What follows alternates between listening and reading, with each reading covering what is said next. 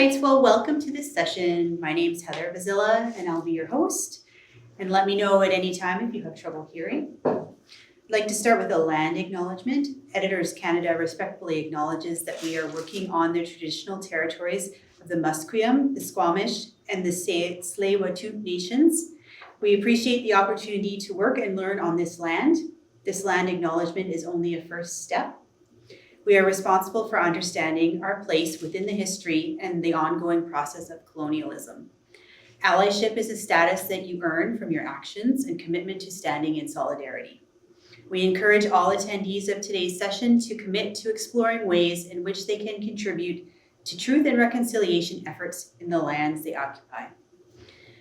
We're very pleased to have Patricia Huntsman here with us today to present about the new Editors Canada Strategic Plan. Patricia is a two-time nationally award-winning cultural strategist. She has worked across Canada and internationally in senior roles in the creative industry for over 25 years. Her British Columbia-based team practice offers a full roster of arts management, cultural policy writing and planning, and communication services tailored to building communities through culture. With that, I'll pass it on to Patricia. Thank you so much, Heather. And thank you to our attendees. Yay, shout out. So I would just love to know your names and if you're serving on any committees. Are you? Your name? My name's Sarah Fowler, and yes, I have been on the Ottawa Executive since Ottawa Gatineau Executive for 7 years now. Okay. My current role is treasurer, but I've been vice chair, seminars, co-chair, and chair. Great. Yes, I'm treasurer for a while. And we had Carolyn. Yes. Yeah, participating. Carolyn Brown. Oh. Yeah. She is, today she's participating? She participated in one of Yeah, in one of our sessions on the strategic plan. That's great. Nice, that's great. Kristen Hines, I'm the incoming secretary of the Ottawa Gatineau Branch. Oh, great. Okay. You still live in Ottawa before I moved out here. Okay. I'm Amanda Goldrick Jones and I'm on the executive for Editors BC. Oh, wonderful. Okay. Thank you. And I'm joining you today from Tisquete. So if you have taken the ferry to Vancouver Island. I live there. Okay, all right. So in the Middle Island then language group, Tisquete means Big Island. So BC Ferries has yet to change it, but there's lots of different language groups, of course, on the island. But Tisquete is where I live, so the near Nanoose Bay and Qualicum Beach, if you've heard of that. It's like a nice little summer place kind of destination, like Prince Edward County, or what would be near for Ottawa? A nice little summer destination. Wakefield? Yes, It's where I live now. Yeah, I'm from Vancouver Island, so I'm Okay. pretty spoiled. Yeah. I grew up on the island now, in Wakefield sometimes. Yeah, Wakefield's lovely. I love Wakefield. So, and of course, the work of Editors Canada takes place all over Turtle Island, and we've had lots of engagement throughout this process that started in January, and we've always taken the effort to learn more about each land and treaty acknowledgement as we've gone through the process. I will be introducing our strategic planning process to you, what we've heard, what the major findings have been from engaging so far. Which I guess kind of the active engagement sort of started in February, but we started the project in January. We're going to look at the draft vision and mission statements. So they are very much, they are a draft. We're not asking you to edit them. We're asking you to understand the intention behind it. Do you think that that aligns with the engagement that will be, the engagement findings that we'll be sharing out, as well as the strategic directions for your plan and gather your input before we leave. If you don't provide your input today, there's a nice little engagement pop-up right by the coffee stands downstairs, and you can leave your comments there today, tomorrow, at your leisure. Everybody's participated in a strategic planning process before? Yes, mixed success, happiness with strategic planning. So in our case, we've kind of done this snowball approach where we started small with our working group, our strategic planning working group, and we've fanned out from there and gathered more and more input. And what we've been doing, starting with that internal engagement with staff and council, and then branching out from there, we've done branches and twigs, we've done committees, we've done lots of committees. You guys have lots of committees. Who? The Francophone session. Yeah, the Francophone session as well. Through all of that, we've heard key themes, and these key themes sort of develop into your focus areas of your plan. And basically, what we're doing right now is we're coming up with those strategic directions that have been validated by the working group. They've been validated by the National Council to bring forward today. And so we're just asking for refinement, what should be changed? Do you think they align with the findings that we've heard so far? And get further input on the objectives and supporting actions. It's absolutely useless to do a strategic plan if you do not have well thought through objectives and supporting actions. Otherwise, it does not get any traction. So this is sort of where we are in our process. Look, it's shaping up to be maybe a 3-year plan. I'll be sharing what we've heard, and from that, I think you'll get a sense that we're in a big period of change as an organization. And so I think you'll probably have 2 iterations of planning cycles before you probably turn things around to where the membership seems to want to go. So for our process, we are right here where we've drafted the strategic directions, we've drafted a new mission statement and vision statement. You didn't have a vision statement before, so it's kind of nice to have a vision as an organization is where you want to head. So that's been great. And we've gotten some feedback this morning on some of the refinement to those statements, which is great. So once we have this, we'll take some time in the summer and deliver in the fall a final version of the plan to you. And we'll have more feedback opportunities in there. So what we've heard, we've broken it out here as to types of engagements. And we've done quite a few sessions, so it wasn't like just one session. We've had a few sessions. There is definitely, and I know it can be sort of an overused word, but you'll hear innovation come out quite a lot through the findings. There is definitely an interest for Editors Canada to kind of be thought leaders, champion change, respond to the changes that is happening to the profession, and really be out there and advocating. Right now, you have a huge volunteer-based organization. And as we know, in 2024, it's very difficult to retain and keep volunteers. It's also really difficult to continue to expect people to do things for free and continue to ask people to give of their time to the organizations. Our lifestyles, our households, our working life and personal lives just aren't set up like that anymore to be able to contribute that time. And this isn't inconsistent with most organizations that really started as grassroots and were all volunteer organizations. They tend to morph into more of a capacity building phase. And that's exactly where you are as an organization, where you're, okay, we need to kind of build some capacity with respect to our administration. There's some key roles that we know we need. Maybe they're contracted, maybe they're staff roles, and starting to resource that and make some decisions through that lens. We know from a lot of the input there's quite a lot of burnout from volunteers, but then we can't just simply download everything to staff and staff wave a magic wand and get it all done.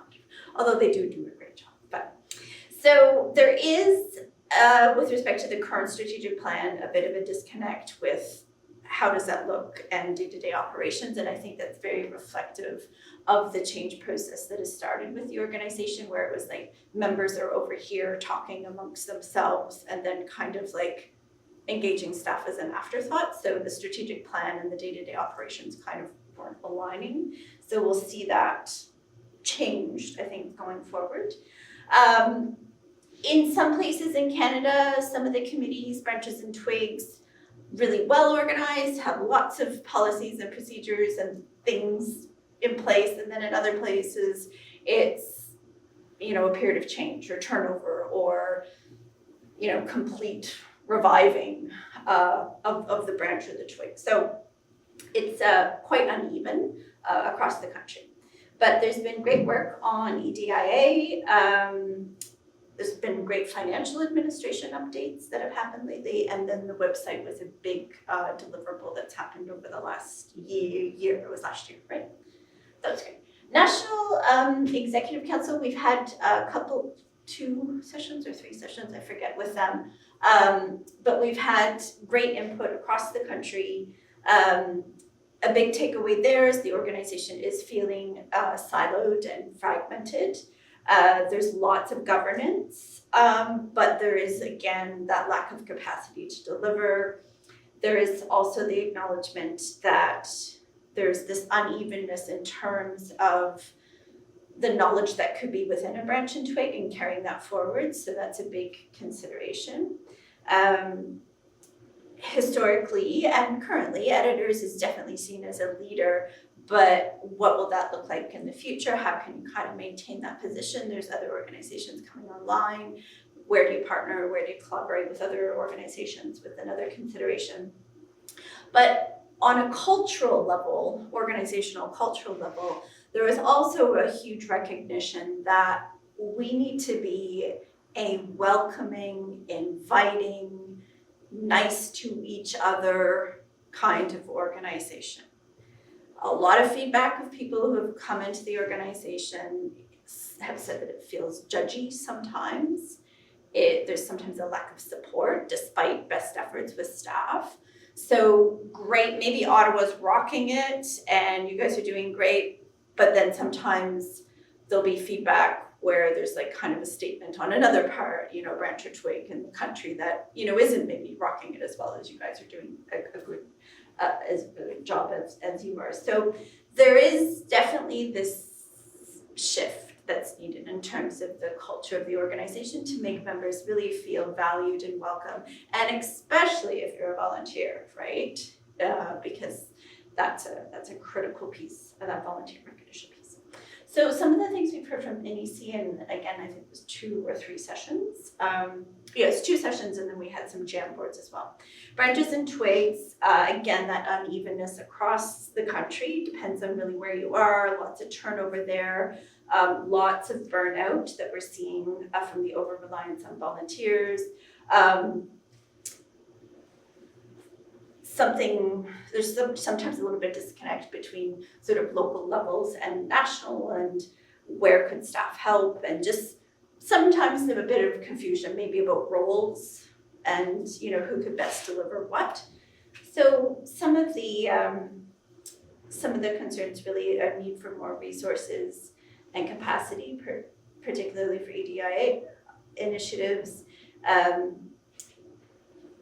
Some specific programming ideas as well, but again, and we actually had the feedback this morning as well that people coming into the organization, especially if you're coming in as a volunteer, could really use a more in-depth orientation process. So I think some really thoughtful input there. Francophone membership is this is a national organization. It does receive federal funding. No, okay. It may. Could we? Yeah. It may receive be. project funding, but It receives what? we have received project funding for. Project, that was it. Yeah. That's right, thank you, you did tell me that, that's right. Certainly Francophone membership is feeling a little less included, that there is more of a need to really figure out, are we a truly bilingual organization? So that is something that's brought forward in the strategic plan as a draft within the strategic directions. So it is tricky to always be asking those Francophone members to, like the same Francophone members, to always be participating. So that's a concern as well. But you have Suzanne at the national level now, right? So I get just a bit of like lack of consistency there was one of the feedbacks. Also, there are efforts definitely that are made by national office to get things translated, but not everything gets translated. So, essentially, are we going to be a truly bilingual organization or not is a decision point that the organization needs to consider. So, and there is an organization in Quebec that will probably be launching soon for editing, because it was feeling that Editors Canada or Editors Quebec wasn't quite filling the gap. So, but those are the big takeaways. There's, we'll share this with you. There's lots of in-depth pieces there as well that we can share out. In terms of the organizational life cycle, is everybody familiar with nonprofit organizational life cycle models? No. So this is the work of Susan Kenny Stevens, which I should have there, source Susan Kenny Stevens, nonprofit life cycle model. And a lot of our funders in Canada, federal and provincial levels, do use this model as a way to understand where your position is as an organization. And based on our own look at the nonprofit life cycle and the input that we gathered from every group that we engaged with, you have these characteristics of the startup, growth, mature, decline, and turnaround.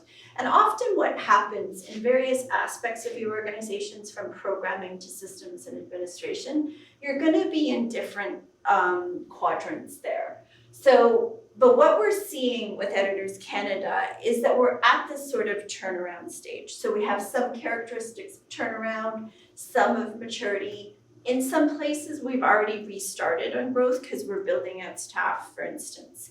So we are in a couple of different sort of stages here, but organizational infrastructure, systems and resources and knowledge, those are probably in more of a growth characteristic.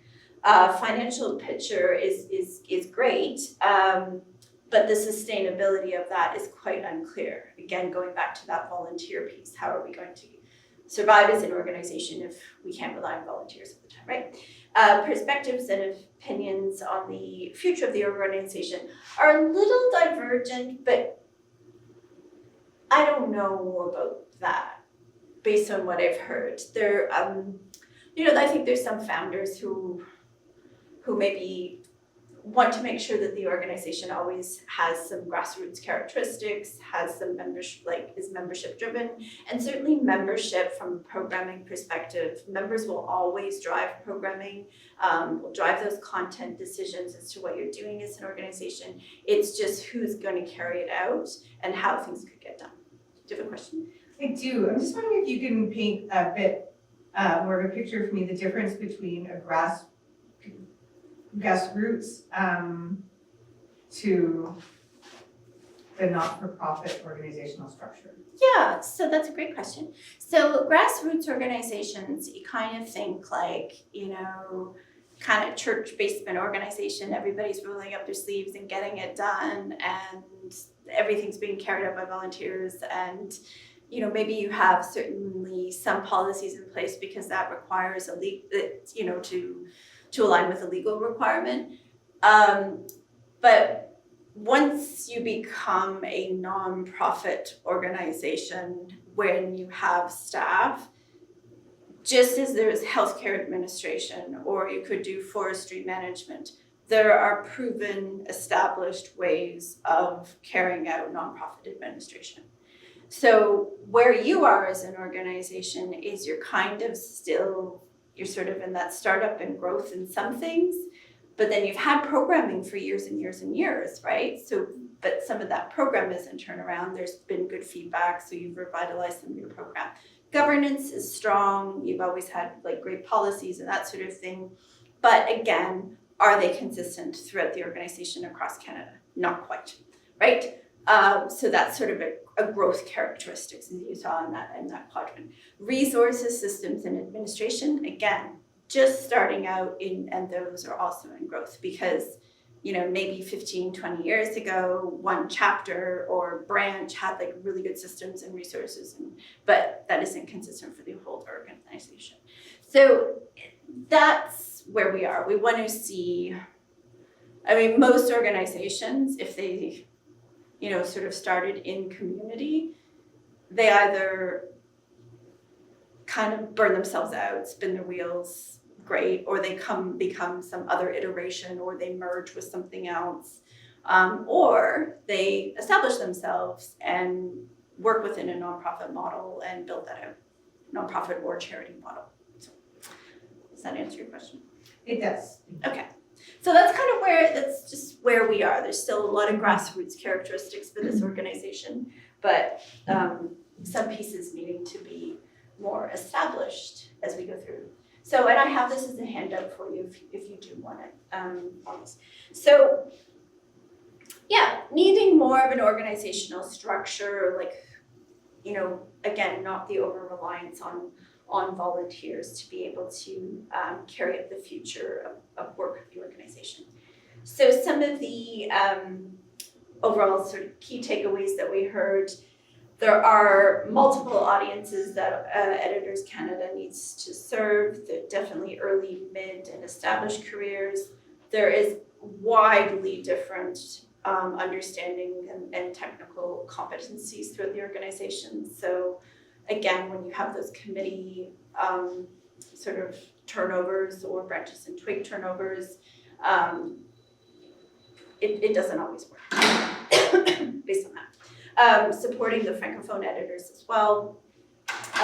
But it is a period of change and renewal. As I said, I think it's probably going to take you a couple of strategies to work through this, and it would need to really be supported by the leadership of the organization, and it would really need to have some kind of change management process, I think, supporting those two strategic plans. So, it is kind of big stuff, but it's also, there's good proven models for stepping this out and carrying out this change. So that's a great thing. Another big piece that came out in the engagement across all of those nodes of engagement that we had was a desire for a bit of a shift in organizational culture. Again, going back to being a really welcoming organization, understanding how different generations communicate, want to receive their information, want to participate, that need for real collegial support, and addressing divergent values. So yeah, that's definitely going to take some leadership going forward. Any questions on what we heard? Any other questions on what we heard? So on the current foundational statements, the feedback there was that they kind of felt timid and neutral. They didn't feel compelling. There wasn't like a vision. We don't actually have a vision statement. We've created one for you, but there wasn't a vision statement for the organization. So there was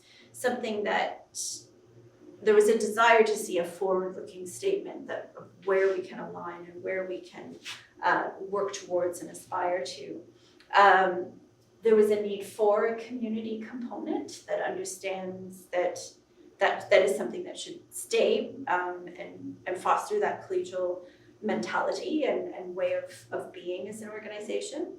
And the statements, it just sort of felt that they weren't current, like they weren't sort of situated in our current reality. And we did a whole thing on context and what are the trends in editing profession and what are the issues facing here.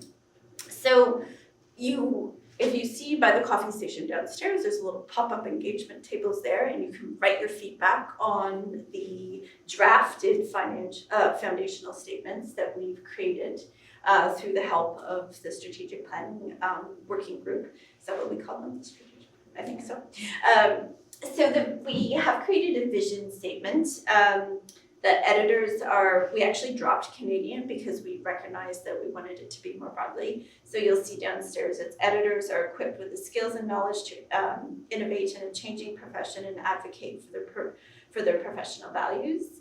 And the other one that we had great feedback on, actually on the mission this morning, but Editors Canada champions the interests of editors, we dropped the Canadian, and supports excellence in editing by providing professional development and community building opportunities. And a great piece of feedback that we had this morning was to elevate the role of advocacy that the organization needs to do. So rather than saying champions the interests of Canadian editors, it would be Editors Canada advocates for editors and supports excellence in editing. So that was a good piece of feedback. What I will say overall was the engagement, because it was, quite a few people at the end of the day that we did engagement with. There wasn't, it all seemed to align, like people in different parts of the country were saying very similar things. So that was encouraging to hear. So it's feeling very well-grounded in the input of the organization. So far, we have 5 draft strategic directions. What happens when you do strategic directions or priorities, they tend to link with one another, of course. We're trying to get these to be as distinct as possible. The first strategic direction addresses this capacity piece, so the building out of pathways towards organizational renewal and sustainability. And there's a few, 3 or 4, I think I've added a 4th objective to support that strategic direction. The second one, create a more welcoming and exciting community for all members. Those objectives include the EDIA pieces, truth and reconciliation, that organizational culture shift, making for a welcoming environment. The third strategic direction encourages change and thought leadership in a shifting professional landscape. Some of the objectives there around innovation are included in that for that strategic direction. Attracting and growing memberships is our objectives there, and supporting actions are very much the active form of recruitment, and what do we need to do as an organization to make sure that we're financially viable through memberships and continue to grow memberships. It can be a bit competitive in there in terms of how people are participating with their professional associations and memberships. And then the 5th, advance the advocacy of the profession. So strategic direction 3 and 5, kind of a bit of a link there, and to some degree strategic direction 4 and 2, but you'll see with the objectives they are kind of slightly, there's certain focus that is different. So with our first one, any questions on those? Do they seem wildly offside with the engagement that I shared with you? Okay. They shouldn't, because they come out of all of that and link from that. So our first one, which is a big emphasis of the draft plan so far, is the capacity building and focused on sustainability. So the goal there that has been shared with the NEC and the Strategic Planning Working Group is that the organization is empowered by a complementary blend of staff and volunteers where everyone feels supported and collaborative. So it's not simply we're going to create through a magic wand a whole bunch of staff positions. It's recognized that there's roles and responsibilities that, maybe they're a contract and maybe there's some paid work that can happen at different areas of the organization. The objectives and and we have quite a few actions for each objective.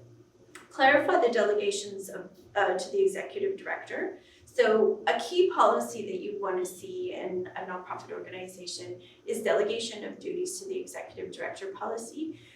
You hire, in some organizations it's going to be a CEO, sometimes it's going to be a managing director, executive director, general manager, whatever that title is. But they are responsible for the hiring and firing within the organization to build out the capacity. And that's a really important piece to understand, okay, what is the staff responsibility in terms of the operational implementation, and what is a volunteer or higher level NEC decision. Second objective, invest in staff and volunteer capacity building and mitigate burnout and cultivate long-term financial sustainability for the organization. So an example of an action that we would have for number 2 would be to introduce like a knowledge management function within the organization. Is like typically an organization of this size would have a KM function, that person who's basically a resource to all the membership saying, okay, here's a great example of a policy that they're using in Calgary, here it is Montreal or what have you. So there's that sort of, it's the reference librarian for the organization, knows where to go to for what, and can support volunteers in a more tangible way so that they're not relearning every time a volunteer comes into the organization to fulfill a role.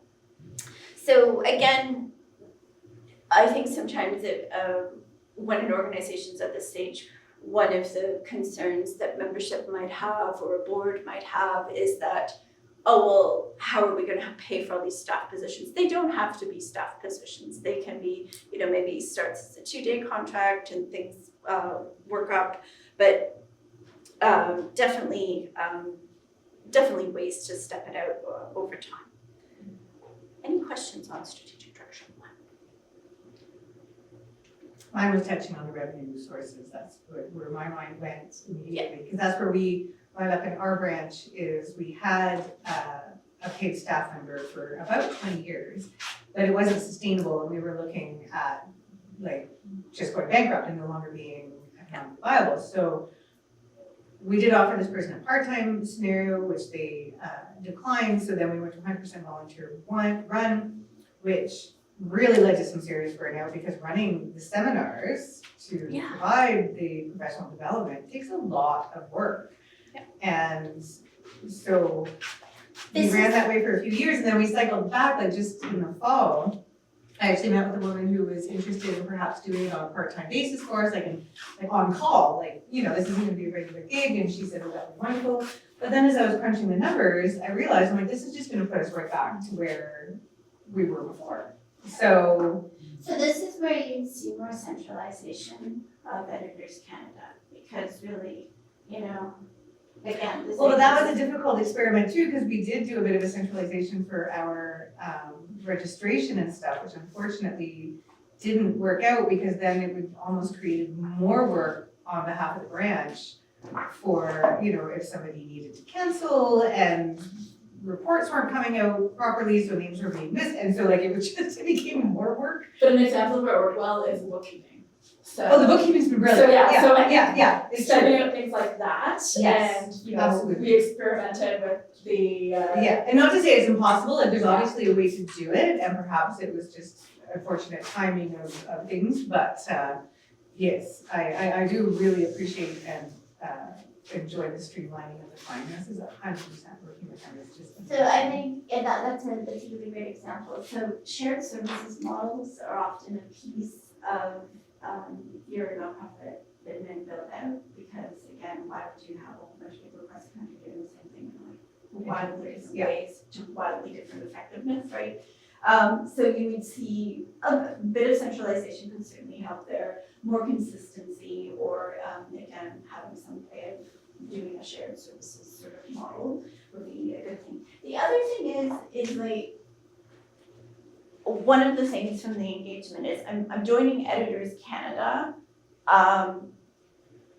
and I want to have those accesses to programming or whatever your motivation is for joining. It does, and I want to meet people in my local area, but sometimes there's this weird over expectation of what needs to happen locally. Like honestly, a branch or a twig could just be people gathering for coffee once a month and sharing what their concerns are and feeling like they have a little bit of a network, right? You can get all of your programming through what is being offered online. There's just a misalignment there between what needs to happen, with Editors BC versus Editors Canada versus at a city level. So I think that's where you'll find efficiencies, right? As you build these. I'm giving these out to you. There we go. Did I do this right? Do you want me to do that, Patricia? Yeah, that'd be great. That'd be great. So there's 5 of them. I have collated them, but we just 2 more sets. Yeah, that would be great.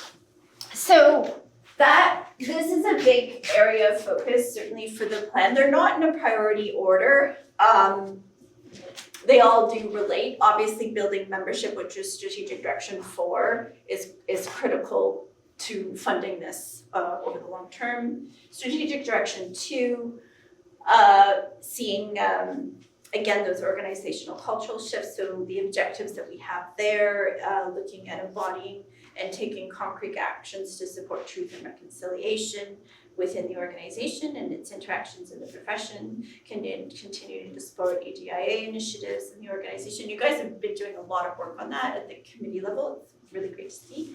Foster an environment that welcomes, celebrates, and embraces all members and all types of members and all members who have various levels of interest in the organization. And support bilingualism with the organization and the profession at large. Strategic direction, we'll go through the feedback on all of them in just a second. I just want to walk through these. Strategic direction 3, encouraging change and thought leadership in a shifting professional landscape. Our goal there being that Editors Canada's position as a leader in the profession, fostering dialogue, cultivating ideas, embracing innovation and around the challenges and opportunities of the industry. So an objective is to, again, focus on professional development, providing the best professional development programs and services that explore these complex issues, and continuing to strengthen partnerships and collaborations with other editing-related organizations and allied professionals. Our 4th strategic direction focuses on growing that membership and making Editors Canada the go-to professional organization as there's sort of more competition out there in the landscape. And prioritizing membership recruitment and retention is one piece of that, and expanding programs and services for new and emerging editors. And we're still rounding this one out. If you have further ideas, we welcome them but we have a number of supporting actions for each of these 2 objectives, but I suspect a 3rd or 4th objective will probably come out of this process. And finally, strategic direction 5 is advancing advocacy of the profession, so advocating for the rights and well-being of editors in Canada, but also advocating for what do editors do and explaining that, because there's wildly different understandings and levels of understandings of what editors do. People don't know what we do. I have learned so much by being part of this process of the different types of editors, so I appreciate learning all of this. Case in point, I was Googling editing burnout the other day, and it was all about video editing. Yeah, I really had to dig down to find not video editing. Oh, right, yeah. Yeah, I could get that. And then also, within that, understanding those different types of editing and what they might need for support. But again, we see editing almost being splintered off into different people's roles within an organization when it actually is a distinct and should be a distinct role within a company. And so that can, editing can be parts of somebody's job, but there's that whole thing. It's Saturday, so you'll have to excuse me, and it's the end of our consulting cycle. I was just telling Heather and Natasha that we have one more week of consultations, and then we sort of wrap until September. Identified generative ways to advocate for editors in Canada. That's making the profession more widely known. So our next steps in the process are to refine the strategic directions and objectives, as well as those foundational statements to the vision and mission. And we're welcoming your input there. We have our little engagement pop-up downstairs. So we would love you to provide your feedback there. Over the summer, and then we hope for September to have a draft plan ready for our strategic planning working group. I keep looking at Heather because she's in that group, so she's the person I have to deliver that to. And Natasha, so we're drafting the plan, and then that group will review and refine it, and then we hope to have that finalized sometime in the fall, and then it goes to your AGM, or you might have a special meeting, special meeting to support that. But